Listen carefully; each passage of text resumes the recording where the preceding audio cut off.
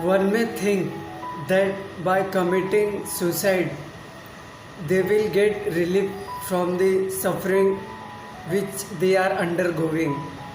But that is not the case. When we commit suicide, we suffer ghostly life.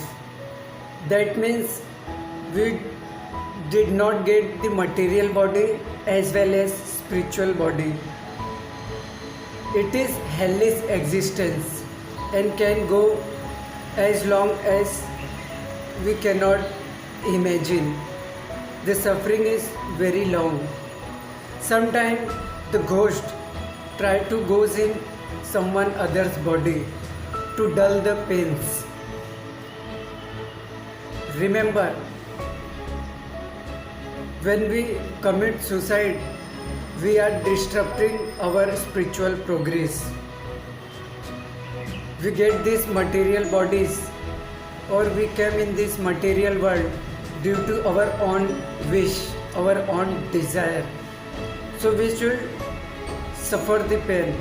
For example, when criminal sent into the jail, he have to suffer the punishment for the allotted period of time or year, and after seeing his good conduct of behavior, he is released by the administration or law of the government. In the same way, we are suffering in this body due to our desire, due to our own wish. We have come in this material body and in this material world.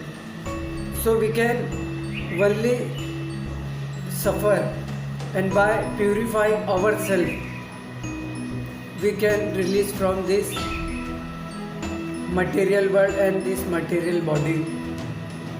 Sometimes we commit suicide. We think that this is our body. We can do whatever we want, but that is not fact. We are Krishna's, and this material body belongs to Krishna. So we are not responsible to take our life on our own hand.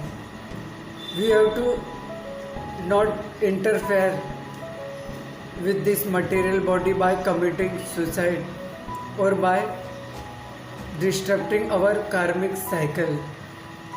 Remember, Lord Krishna is always with us as a super soul in everybody's heart and act as witness.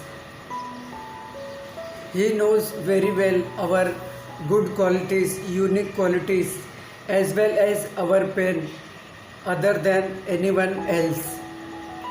The material life is sometimes very painful, but when we persevere and surrender or take shelter, full shelter of Lord Krishna, then our pain will be nothing. We will find ray of light, darkness of light at the tunnel. Thank you so much. Hare Krishna.